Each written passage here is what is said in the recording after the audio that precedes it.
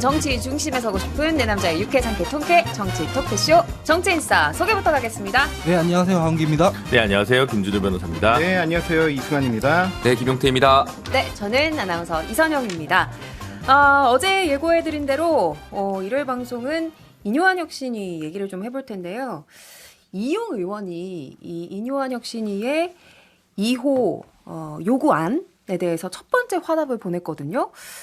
윤석열 대통령의 1호 영입 인재인 이승환 위원장 얘기를 좀 들어볼까요? 영입 인재, 대선 때, 예, 대선 때요. 네. 보좌관 중에, 현직 예, 보좌관 중에 1호였다. 저는 이용 의원의 진정성은 믿고 싶어요. 이분이 또 호남 출신이고 특전사 출신이고 그리고 체대 출신이고 그리고 또 운동선수 출신 아닙니까? 평소에도 굉장히 과묵하시고 말보다는 좀 행동으로 보여주는 분인데 이분이 이 혁신안이 나오자마자 본인이 먼저 손들고 이렇게 하셨다라고 하는 거는 어디와 다른 누구와 교감할 시간도 없었을 거예요. 그냥 바로 나 같으면 그렇게 하겠다. 그리고 또 대선 때 대통령님 바로 옆자리, 1호차라고 하죠. 예. 1호차 바로 옆자리에서 수행팀장을 했던 분이기 때문에 누구보다 대통령님의 마음을 잘 알고 그리고 또 이제 당이 처한 위기를 잘 알고 예. 그리고 이분이 지금 비례대표인데 출마를 어디에 준비하고 있었냐면 하남이었어요. 하남이어서 그렇게 쉽지만은 않은 곳입니다. 예, 예. 그래서 그런 곳에서 준비하고 또 나름 굉장히 열심히 하셨어요. 지역구 의원처럼 지역 행사 다 챙기고 하셨는데 이렇게 먼저 선언하셨다는 거는 본인의 의지이고 다만 여기서 내가 불출마는 아니고 당이 요구하면이라는 조건이 있기 때문에 예. 좀 당의 변화와 어떤 혁신의 속도를 봐가면서 본인 희생을 하이하는 의지를 강하게 보인 게 아닐까 생각합니다. 진정성이 있는 조치다 이렇게 네. 이야기를 해주셨는데 사실 오늘 우리가 계속 이 인요한 위원장의 이 중진 의원과 친윤들의 이제 험지 출마 그리고 이제 요 이야기를 계속해야 돼서 제가 좀 설명을 먼저 하고 가면 이 얘기는 사실 의결된 안은 아니에요. 뭐 네 가지 의결된 안이 있고 요거는 논의를 해봐야겠다 이렇게까지만 얘기한 상태라는 점 이야기하고 넘어가도록 하겠습니다. 다른 분들은 좀 어떻게 들으셨어요? 근데 죄송하지만 이용 의원이 이제 하남에 이제 가보니 예. 쉽지 않겠구나. 그러니까 불출마에 아무 부담이 없다라고 저는 볼 수 있을 것 같아요. 그리고 하남이 지난 총선 때도 일반 수도권 지역보다 민주당과 국민의힘 격차가 좀 많이 났습니다. 근데 좀 차이가 있다면 하남도 이제 분구 가능성도 있고 뭐 여러 가지 볼 게 있지만 저는 그렇게 뭐 대단한다기보다는 오히려 내가 측근이다라는 걸 선언하고 싶었던 게 아닐까. 여기 봐주세요. 잊지 말아주세요인지 아니면 최측근이어서 바로 화답할 수 있는 뭔가 긴급 정보망이 있는 건지 의사소통 시스템이 있는 건지 알 길은 없지만 어쨌든 뭐 요걸로는 좀 1호로는 좀 부족하지 않나. 오히려 본인이 기민하게 좀 쟁취했다는 생각이 저는 좀 들었고요. 1호 자리를 예, 바로 예. 화답하는 거를. 그래서 요거는 조금 더 무게감 있는 이름들의 그 연속된 선언이 좀 나와줘야 인요한 위원장의 권고가 힘을 받을 것이다라고 보여집니다. 김용태 전 최고가 보기에는 뭐 좀 파급 효과가 있을까요? 저는 일단 라이어 게임 하는 것 같았습니다. 라이어 게임. 라이어 게임이 그 술래가 예. 대세 편승해가지고 내가 아닌 척하면서 이렇게 같이 속여 나가는 거잖아요. 그러니까 라이어 게임 하는 것 같은 느낌이 좀 들었고. 측근이 아닌데 측근이라는 건가요? 불출마 안 할 수도 있다 저는. 그리고 여하튼 대통령 입장이나 당의 입장에서 봤을 땐 어쨌든 고마운 거잖아요. 말이라도 그렇게 희생하는 모습을 보여준다는 것 자체가 예. 저는 이용 의원한테 굉장히 고마움을 느낄 것 같고 그래서 결과론적으로는 불출마 요구를 안 할 것 같다 당에서 이용 의원한테 그렇게 생각합니다. 하원기 이용 의원 카드가 되게 많은 사람이거든요. 예. 이 불출마 같은 게 의미가 있는 게 뭐냐면 의미가 있으려면 한 3선쯤 되면 자기가 닦아놓은 지역구가 있으니까 그걸 내려놔야 돼요. 그런데 이용 의원은 그게 아니에요. 어차피 가지고 있는 기득권이 별로 없어요. 비례이기 때문에. 비례대표이기 때문에 이 용산이라던가 당에서 요구하는 걸 들어주면 나중에 대통령실로 갈 수도 있어요. 비서관을 할 수도 있고 내각으로 갈 수도 있어요. 근데 이런 경우는 굉장히 흔해요. 문재인 그 정부에서도 비례대표가 그만두고 청와대 간 경우 많았거든요. 그래서 카드가 많기 때문에 그렇게 뭐 부담스러운 선언은 아니었을 것이다 생각합니다. 알겠습니다. 여기까지 듣고 광고 듣고 와서 계속해서 얘기 나눠보죠.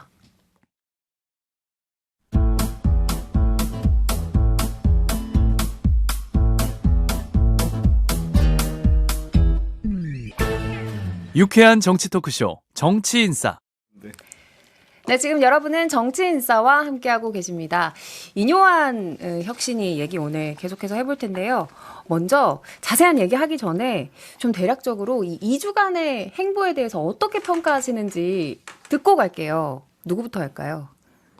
저는 이제 그 네. 생각보다 나쁘지 않다라고 이뇨한 아. 위원장 하고 있는 지금 행보가 그렇게 네. 얘기하고, 그래서 저는 지난주에도 뭐 다소 부정적이지만 평가를 유보한다는 톤으로 말씀을 드렸는데 저는 이제 어느 정도 잘 하고 있다고 봅니다. 이게 뭐 부족한에 만에 뭐 다 성에 찰 수는 없지만 어쨌든 뭐 대사면 해냈고, 그 다음에 지금 영남 예를 들어 3선 출마 금지만 얘기했으면 이렇게 중진들 쳐내고 용산 사람들 다 꽂으려고 하는 거 아니냐라고 했을 텐데, 어쨌든 이뇨한 위원장 본인 메시지는 대통령 최측근도 가급적이면 꽃 지역구는 나가지 말라라고 이제 한 거잖아요. 그러니까 무엇이 지금 필요한지에 대한 그 현실 인식 감각은 이뇨한 위원장이 꽤 갖고 있다라는 생각이 드는데, 이게 일사불란하게 당과 용산에서 주파수가 바로바로 맞춰줘가지고 화답하고 공명하고 있는가라고 하면 그거는 좀 아닌 것 같아요. 그건 일단은 좀 아닌 것 긍정적인 같아요. 평가를 김준호 변호사. 그러니까 이뇨한 위원장은 할 만큼 했다 이 정도면. 예. 근데 당에서 이걸 받을 거냐 말 거냐는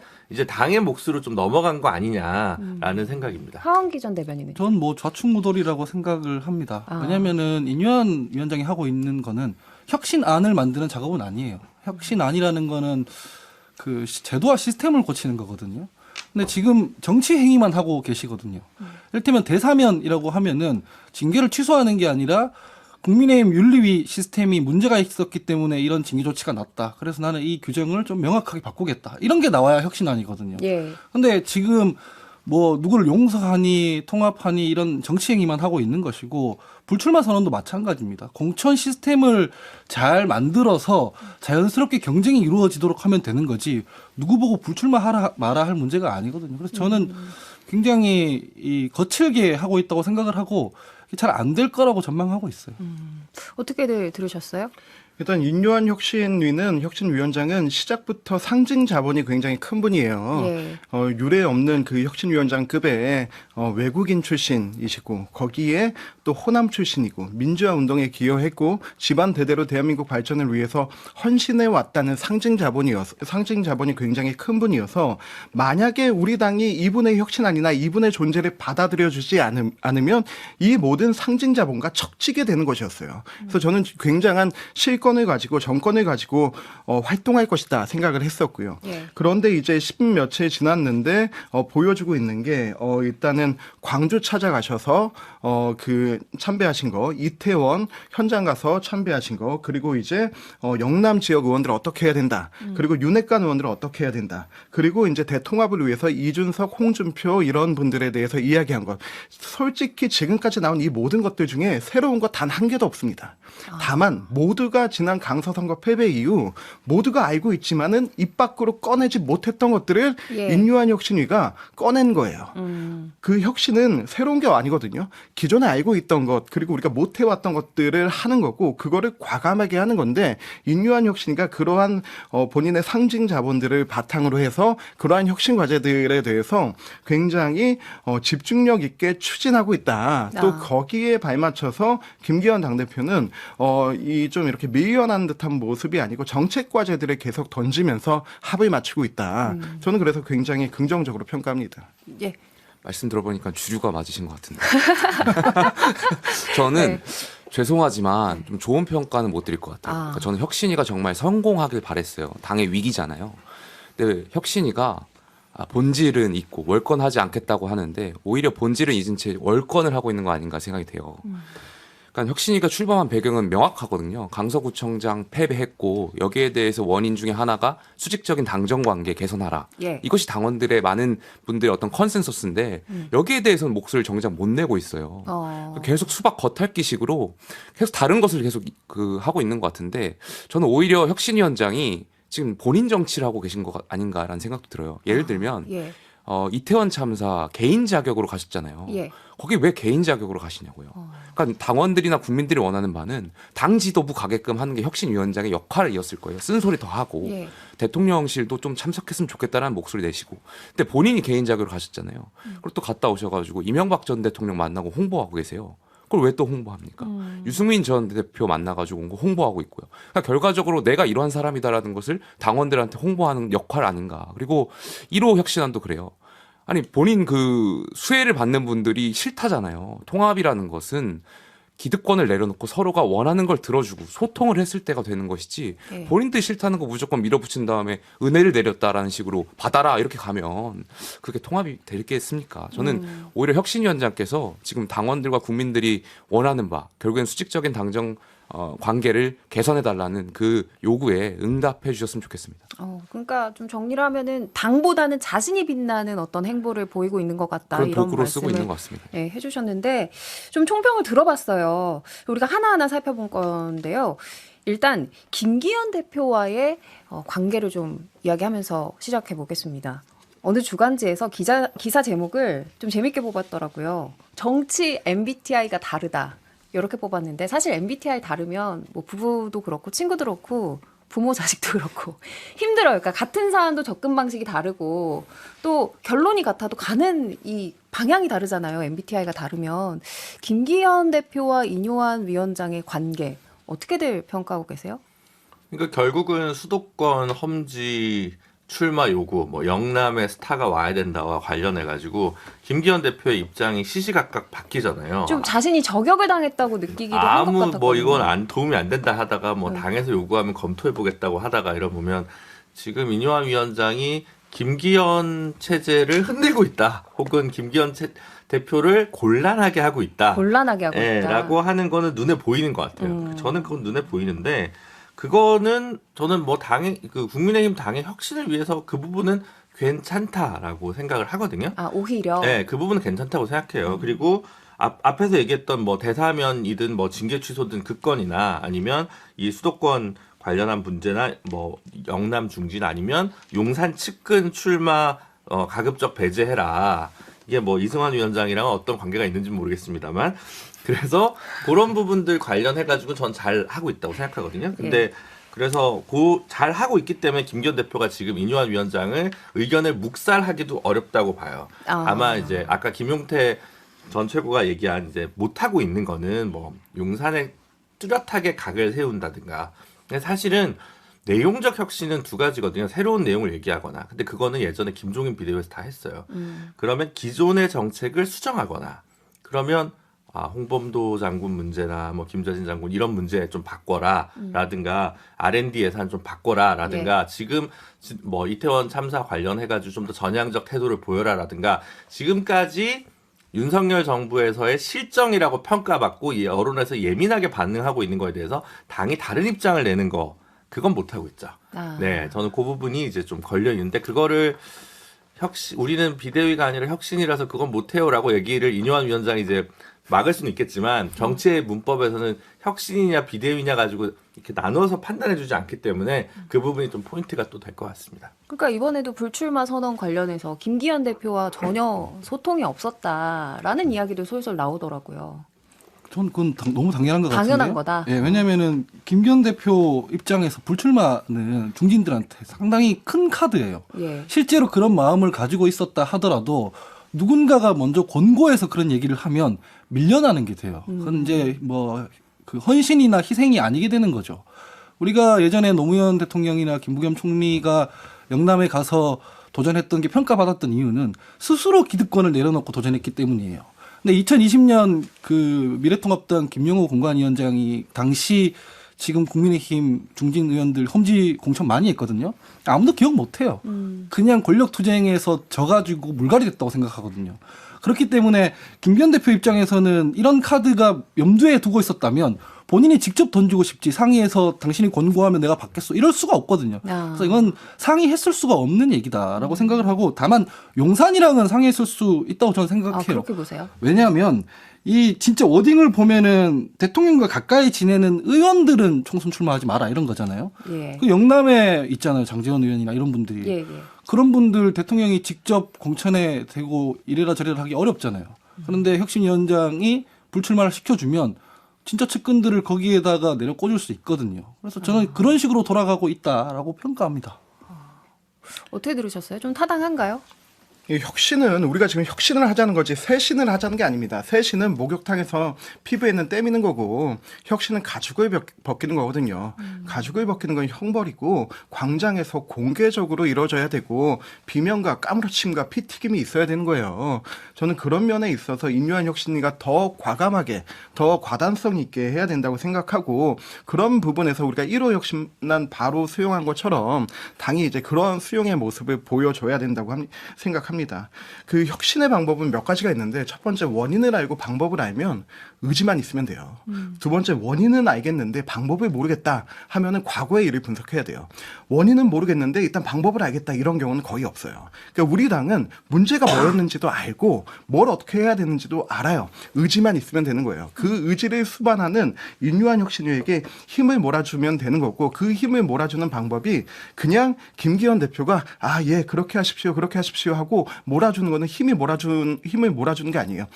조금의 일말의 약속 대련이라도 있는 것처럼 티격태격하고 이건 수용해 못해라고 하는 모습을 보여줘야 되는 거고 지금은 그런 과정에 있다고 생각합니다. 근데 그리고 그런 모습조차 잘 안 보이고 김기현 대표가 그냥 좀 조심스러운 느낌이거든요. 근데 그 안에 갈등이 과연 정말로 없느냐를 궁금해하시는 분들이 많은 것 같아요. 김기현 대표는 지금 아마 정신이 없을 거예요. 왜 그러냐면 지금 혁신이가 끝이 아니거든요. 이거 하고 저희도 이제 공천기획단 만들어야 되고 이제 인재영입위원회 나왔고 그 다음에 공심이 나오고 그 다음에 선대위 나오고 앞으로 공식 선거 기간 빼면은 한 4개월 몇 주 남아 있는 시간이거든요. 예. 그 시간 안에 그 모든 조직들이 다 나와야 돼요. 그리고 새로운 사람들이 나와야 되는데.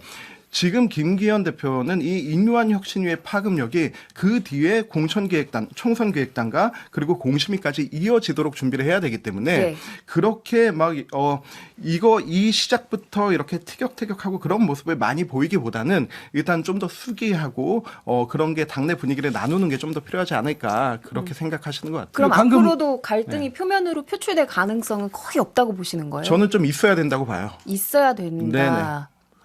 근데 저는 당 지도부가 자승자박한 꼴이 된 것 같아요.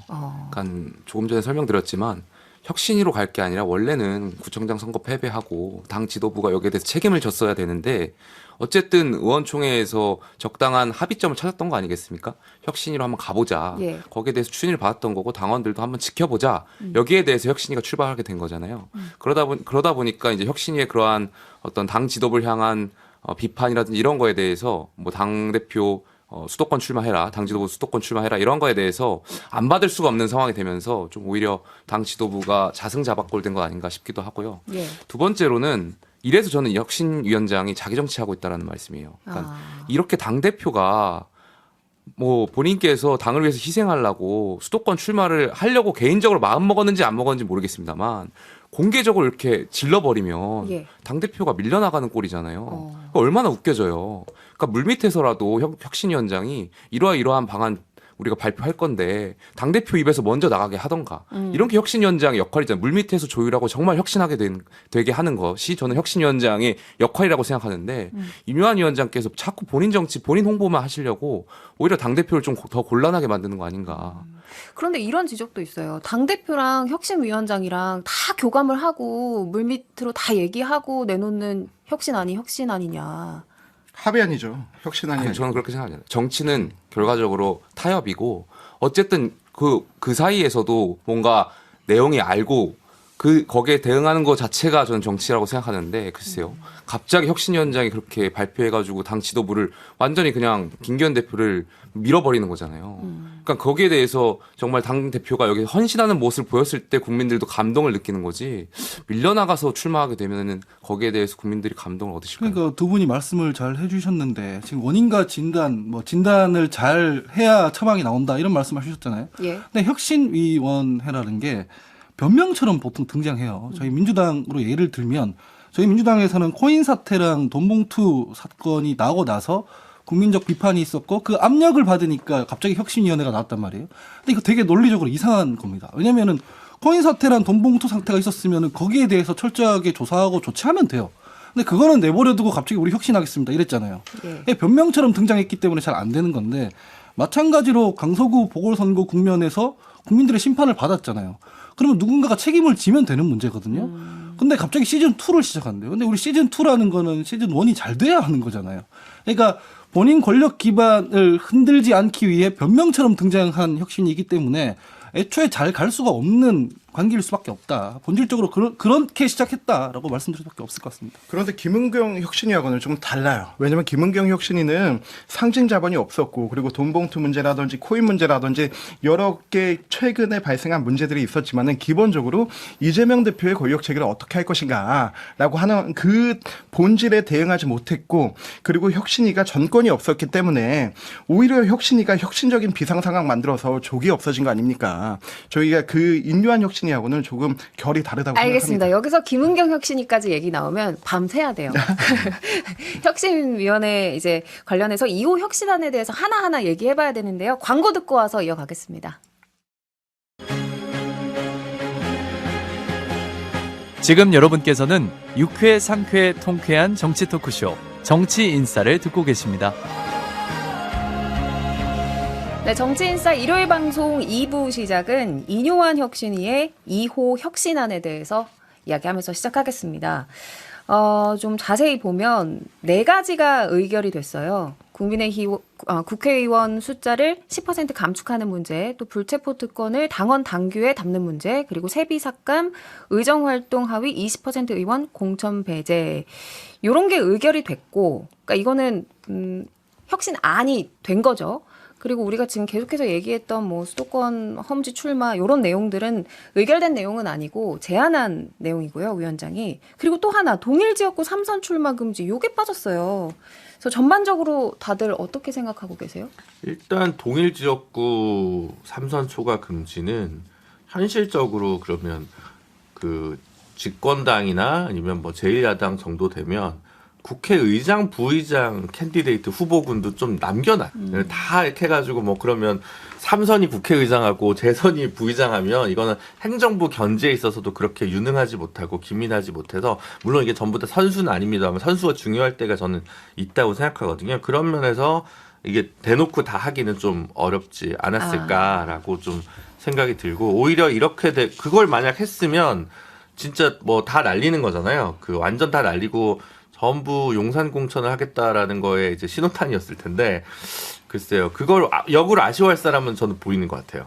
그래요? 누구예요? 추호영 의원은 한번 동일 지역구에서 옮겼으니까 선수가 많지만 나머지 뭐 이명수, 홍문표, 정진석, 정우택 뭐 이런 분들은 뭐 하여튼 이거 하면 좀 안 좋은데 이렇게 생각했을 텐데 그런 부분도 있었겠죠. 근데 민주당에서는 오히려 이게 늘 또 혁신안으로 나왔던 아니긴 하거든요. 그래서 만약에 국민의힘이 이거를 혁신안으로 채택을 했으면 오히려 국회에서 이 논의가 그대로 이렇게 쫙 진행됐을 그래서 엄청난 정계 개편의 어떤 신호탄이 될 수 있었을 텐데 그것까지 결단하기에는 저는 별로 이게 꼭 좋다 나쁘다 뭐 평가할 부분은 아니지만 조금 약간 흥행 포인트 하나 사라진 느낌은 좀 듭니다.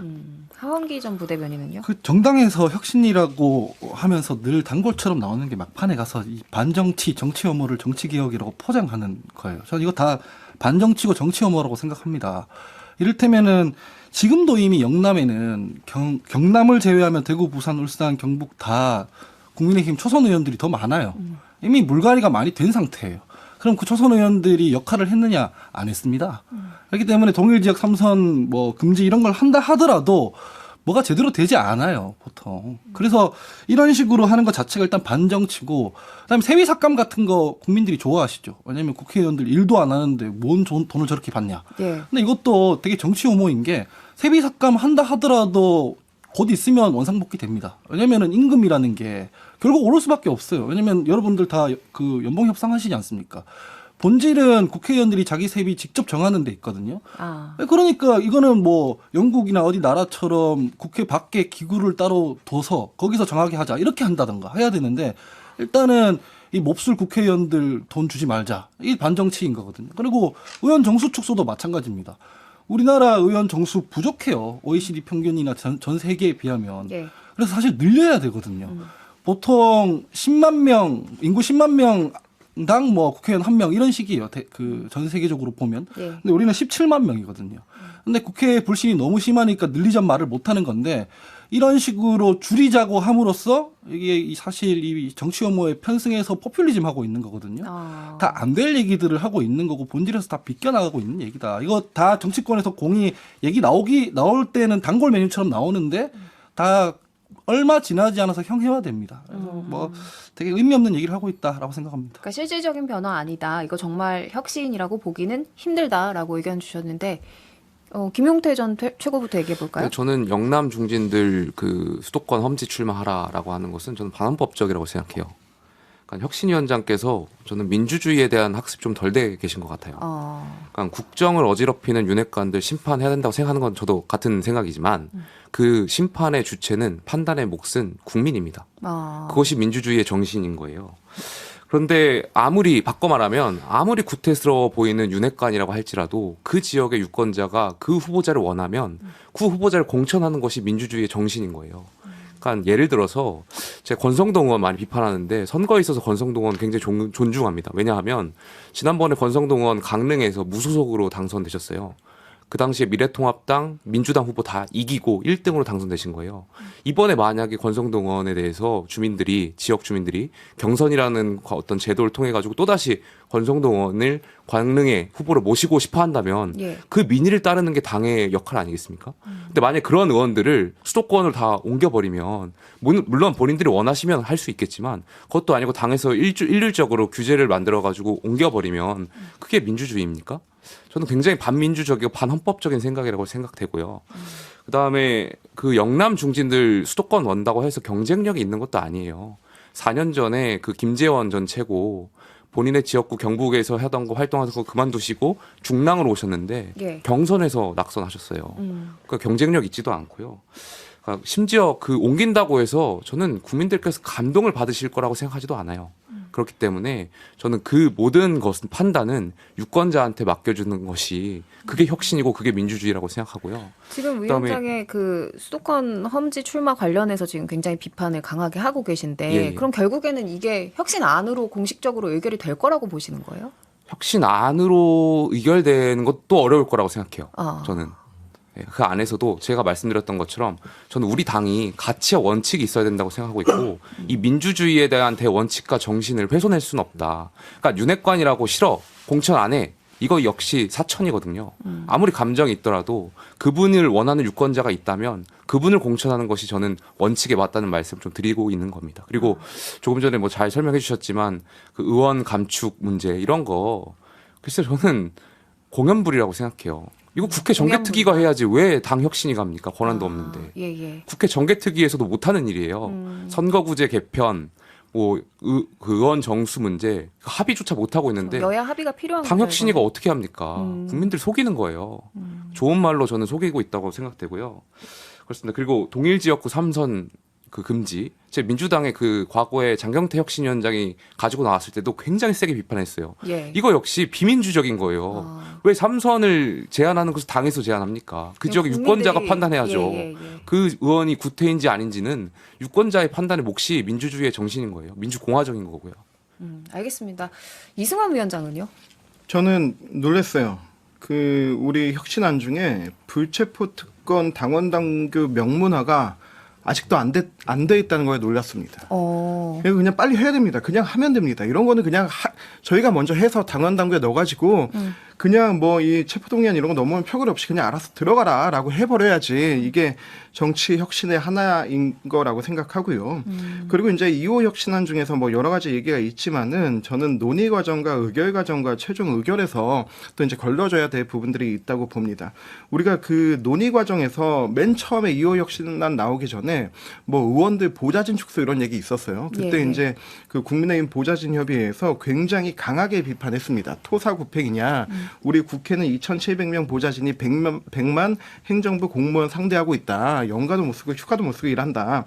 그런 얘기가 나오고 나서 그 보좌진 축소는 쓱 빠졌거든요. 그리고 나서 이제 세비 삭감이라든지 이런 부분들이 강조가 됐는데 전 그런 논의 과정들이 단계별로 있는 논의 과정들 중에서 한 번씩 더 숙기하고 그래야 될 필요가 있다고 생각하고 그리고 의정활동 하위 20% 의원들 공천 배제하는 거 매번 총선 때마다 50% 이상이 갈립니다. 갈리는데 그런 사람들이 선거에서 나오고 공천 과정에서 좀 어떤 더 갈등이나 분쟁이 있기 전에 평소의 평가로 인해서 이렇게 걸러내기 하는 거는 저는 좋다고 생각하고요. 저도 다만 좀 생각이 다른 거는 국회의원 숫자 감축하는 부분 같은 경우는 지금 우리나라가 굉장히 권력지향적인 국가라는 게 여의도에 있으면 알게 되는데 온갖 민원들이 다 국회로 들어옵니다. 그거 처리하고 그리고 또 입법 활동하고 정부 감시하고 하려면은 좀 적정 수준은 올려야 되는 것인지 내려야 되는 것인지 판단은 좀 한번 필요하다고 생각합니다. 그럼 당 지도부가 이번에 나온 이제 의결된 안들 중에서 어떤 건 취사하고 어떤 건 좀 버리고 이렇게 할 거라고 보시는 거예요? 네, 뭐 바로 즉각적으로 바로 해야 될 게 있고 좀 논의가 필요한 게 있고 그리고 좀 한 번 더 재심을 해야 될 내용이 있지 않나 그렇게 생각하고요. 예, 위원장이 그런, 보시기에는 예. 어떤 게 좀 이렇게 버려야 될 문제예요? 일단 그 숫자 감축 얘기는 앞에서 나온 거 얘기처럼 여야가 같이 합의해야 되고 그 국민 감정도 중요하지만은 국가 미래 전략도 중요하거든요. 그런 부분에서 과연 줄이는 게 대수인가라고 하는 부분은 좀 한번 생각해 봐야 되고요. 저는 이거 만약에 늘리게 된다면 그 늘리는 포션을 우리 그 뭐 녹색당이나 또 다른 정당들이 있지 않습니까? 예, 예. 그렇게 다양한 색채를 내는 그런 부분에 좀 늘려줘야 될 필요도 있다고 생각합니다. 알겠습니다. 인요한 혁신위의 2호 혁신안에 대한 평가 전반적으로 좀 들어봤고요. 자, 이런 가운데 이제 이철규 사무총장의 복귀가 또 굉장한 화제였습니다. 서울 강서구청장 보궐선거 참패 책임을 지고 이제 물러났던 이철규 전 사무총장 정 찍고 돌아왔다고 표현하는 분도 근데 계시던데요. 네네. 근데 보궐선거 패배에 이철규 그 인재영입 위원장이 책임이 있어요? 아이고 김기현 일기 지도부를 이제 교체를 하면서 이제 가장 먼저 이제 주목을 받았던 분이잖아요. 공관위원장이 아마 사무총장이었던 걸로 그러니까 기억해요. 제가 말씀드리는 거는 보궐선거 참패에 책임이 있다고 지목받는 두 사람이 있는데 1등이 윤석열 대통령이고 2등이 김기현 대표예요. 근데 정작 그 두 사람은 안 바뀌었다. 예, 그러니까 몇 개월 전에 대법원 유죄 판결 받은 사람을 무리해서 사면한 사람은 윤석열 대통령이고 예. 내키지 않으면서도 용산을 거스르지 못해서 공천권을 부당하게 사용했던 사람은 김기현 대표입니다. 정당에서 공천이라는 건 공직 후보자 추천의 줄임말이지 않습니까? 국민 앞에서 우리 정당이 이런 사람 공직 후보로 추천한다는 거거든요. 예. 그거는 뭐냐면은 당 지도부나 공천권자들이 게이트키퍼 역할을 해야 돼요. 적절한 사람을 공천해야 되는 것이고 그게 아니라면은 공천 배제를 해야 되는 겁니다. 뭐 경선에서 뭐 됐다 이런 말들은 의미가 없는 얘기거든요. 그래서 그 보통 선거에서 지면 지도부가 책임을 지는데 지도부가 자기 책임을 안 지고 책임지는 척 하기 위해 한 게 이철규 사무총장 자른 거 아닙니까? 그래서 실제로 책임져야 되는 사람도 안 줬는데 이철규 의원이 돌아오는 게 그렇게 이상한 일인가? 라는 생각이 드는 거죠. 괜찮다고 생각하시는 거예요? 괜찮다기보다는 처음부터 안 괜찮은 상태였는데 안 괜찮은 거 그대로 가고 있는 거라서 이상할 일이 전혀 아니다. 이런 이제 말씀드립니다. 와서 이거 이상한 거 아니냐 하기에는 그게 더 이상하다. 원래 순리대로라면 비대위가 열렸어야 되는데 비대위도 안 열어놓고 사실 그리고 있지 않습니까? 이 상황에서 누가 이거 할 사람이 있겠습니까? 사람을 못 찾을 거예요. 혁신위원회든 뭐 인재영입위원회든 뭐 공관위원장은 모르겠는데 이런 거 사람 찾으면은 다 고사할 거예요. 이게 어차피 암막 커튼 같은 거거든요. 실제로 해야 되는 것은 뭐 일단 대공사인데 인테리어 공사인데 그 지저분한 것들을 암막 커튼으로 딱 가려놓고 난 뒤에 우리 지금 청소했습니다 하고 있는 거거든요. 그런 자리 맡으려고 안 하시잖아요. 우리 그 김덕태 형태 최고위원 같은 경우도. 그래서 이거 되게 부적절하지만 원래 부적절한 상태이기 때문에 이런 일이 벌어지는 거다. 이렇게 평가할 수밖에 없을 것 같습니다. 이뉴한 위원장은 이 이철규 의원이 인재영입위원장 된 것에 대해서 이제 만세를 불렀다 이렇게 평가했거든요. 이 인재영입위원장 이게 어느 정도의 감투길래 이런 반응을 한 거예요? 인재영입위원장 총선 직전 인재영입위원장 자리는 민주당에게 굉장히 큰 자리입니다. 민주당에게 굉장히 큰 민주당에게는 자리요? 굉장히 큰 자리인데 우리 국민의힘에게는 그렇게 사람들이 많이 인식을 못하세요. 지난 21대 총선 직전에 우리 인재영입 위원장 누구였는지 기억하세요? 기억 못 하시죠? 염동열 의원이었습니다. 20대 총선 때 인재영입위원장 누군지 기억하세요? 그때 20대 총선에 전희경 의원, 뭐 배승희 변호사 이런 사람들 인재영입 됐잖아요. 그때 인재영입위원장 없었습니다. 왜 당의 기조가 상향식 공천이었기 때문에 예. 무자비식 인재영입으로 와서 공천 주지 않겠다가 기조였어요. 그런데 20대 총선 당시 민주당 인재영입 누가 주도했는지 아세요? 당시 문재인 전 대표였어요. 그리고 21대 총선 당시 인재영입위원장은 이해찬 대표가 직접 맡았어요. 네, 그래서 인재영입위원장은 민주당에서 이렇게 여태까지 당대표 대선 주자급이 맡았던 그런 무게감과 저희는 달라요. 저희는 조금 실무 중심적이고 그리고 또 여태까지 우리가 대선 과정에서부터 그리고 선거 과정, 당 활동 과정에서부터 그렇게 담아왔던 인재풀들을 다시 한번 좀 확인하고 그런 분들을 발굴하는 차원이면은 전직 사무총장이 하기에 적당한 자리라고 생각을 하고요. 그리고 저는 또 하나 지금 우리 이철규 그 인재영입위원장께서 본인이 임명되는 거에 대한 그러한 논란이 있을 것이다 이런 거를 예상하셨을 거예요. 그럼에도 불구하고 본인이 이 자리를 맡은 이유는 어떤 이번 선거에 대한 자기가 윤핵관이라는 불리는 그런 포지션으로서 예. 자기 희생적 결단이 있지 않았을까. 지난번 염동열 의원도 자기 불출마 선언하고 인재영입위원장 맡았거든요. 불출마 선언할 네네. 거라고 보시는 거예요? 네. 아니 불출마 선언까지는 아니더라도 네. 일말의 그 윤핵관이라 불리는 대통령과 가깝다고 하는 그 포지션으로서의 뭔가의 자기 희생적 책임이 있기 때문에 당에서도 그리고 또 그 본인도 흔쾌히 이걸 맞지 않았을까. 그게 뭐 불출마인지 뭐 어디 다른 데 가는 건지는 모르겠어요. 하지만 그런 거는 있지 않을까 예상을 해봅니다. 아니 그러면은 이제 대표적인 보수 일간지 조선일보는 왜 이상한 인사라고까지 비판하는 사설을 실은 거예요?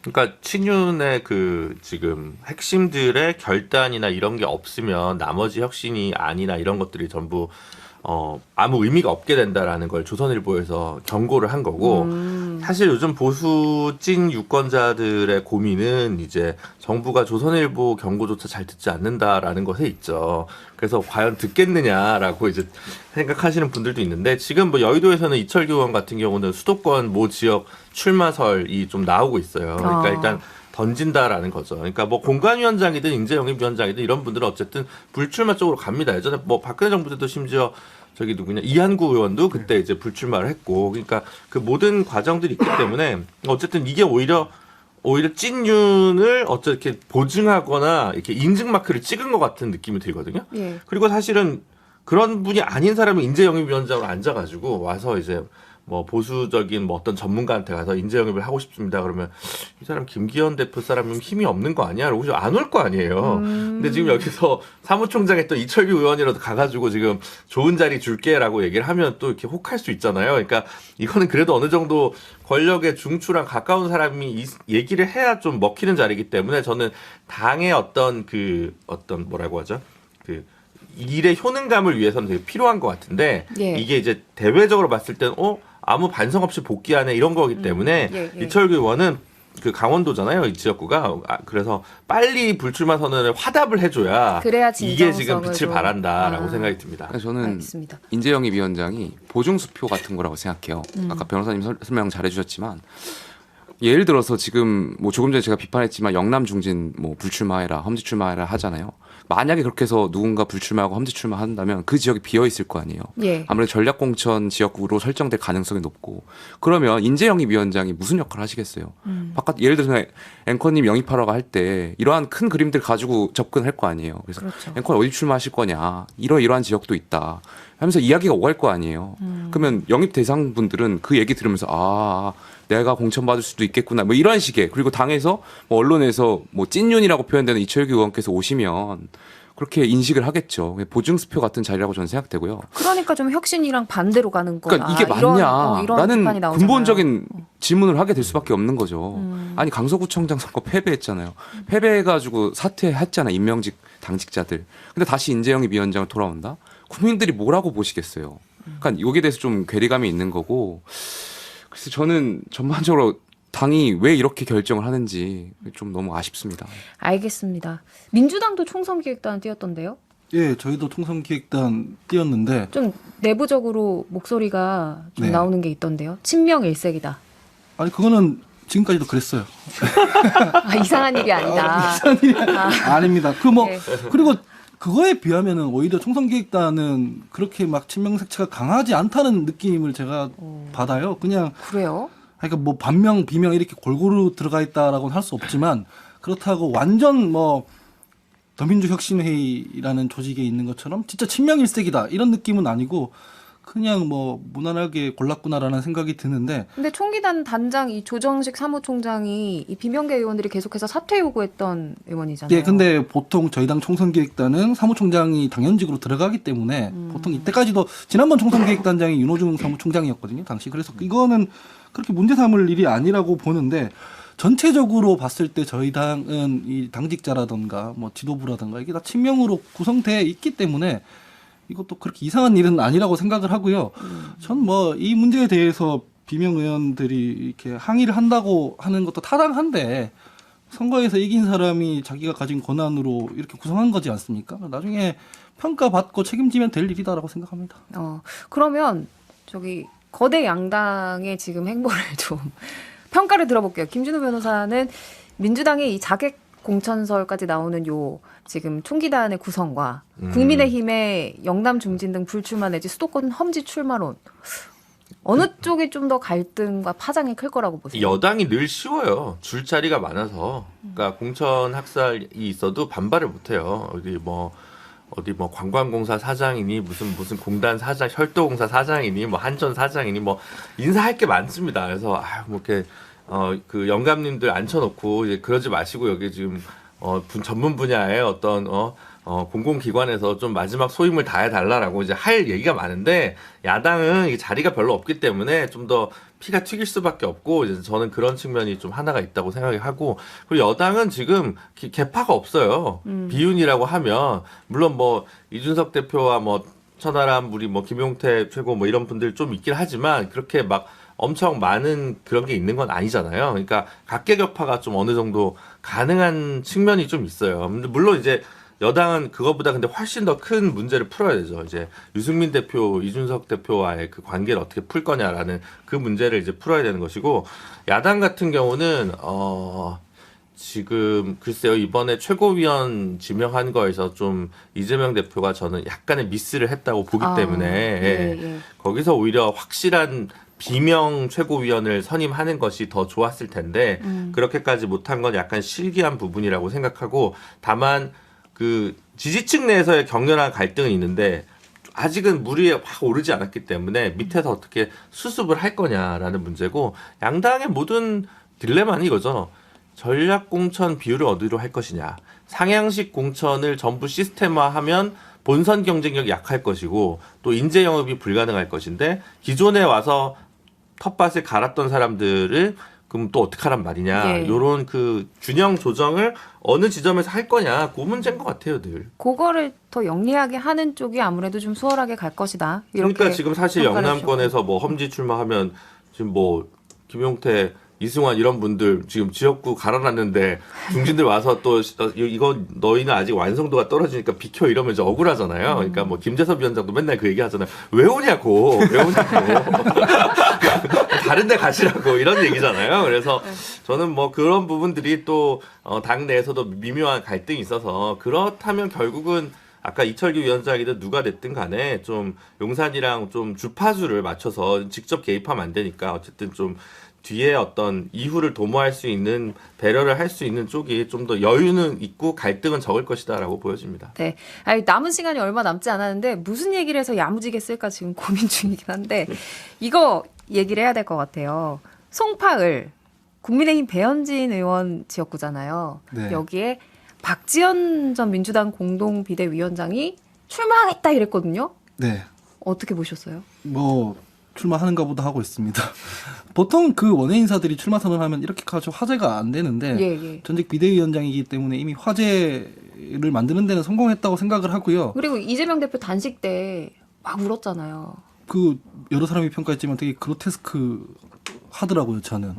저게 가서 그렇게 울고 그럴 일인가? 근데 만약에 이렇게 해서 공천까지 이어지면 좀 빌드업이 된 건가 이렇게 생각하는 분들도 있지 않을까요? 매우 부적절하죠. 매우 부적절하다. 왜냐하면 송파을에는 이미 현직 지역위원장이 있고 그 시스템 공천을 한다고 그렇게 자랑을 하지 않습니까? 현근택 위원 그 부위원장까지도 하지 않습니까?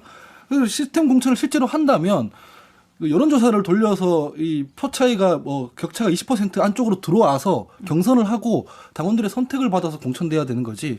무슨 이재명 대표와의 관계 때문에 전략 공천되고 이런 건 굉장히 부적절하죠. 그럼 공천 가능성에 대해서는 낮게 평가하시는 거네요. 굉장히 낮게 봅니다. 왜냐하면 그 지역에서 뭘 하신 게 없잖아요. 배현진 의원은 반응 나온 거 없나요? 좋아하실 것 같은데요? 좋아한다고요? 네. 아니 저는 근데 예전에 송기호 변호사님 인터뷰를 한번 본 적이 있는데 송기호 변호사님이 거기 지역위원장 지역위원장 지금 송파 지역위원장인데 이분은 호남이나 이렇게 민주당에게 좋은 텃밭은 좀 민주당 청년들에게 내줘야 된다. 내가 여기 험진지 알지만 그래도 내가 여기 와서 지키겠다라고 하는 그런 인터뷰를 본 적이 있었어요. 그래서 아, 민주당에도 이런 어른들이 있어서 그래도 희망이 있구나 했는데 근데 거기에 대뜸 박지원 위원장이 나 여기 갈 건데 하고 가버린다고 해서 제가 그 내용을 쭉 봤는데 안타까운 게 뭐냐면 본인이 그 윤석열 체제와 싸우기 위해서 뭐 민주당을 확장하기 위해서 그러한 이유들은 다 있는데 송파에 대한 애정은 느껴지지 않아요.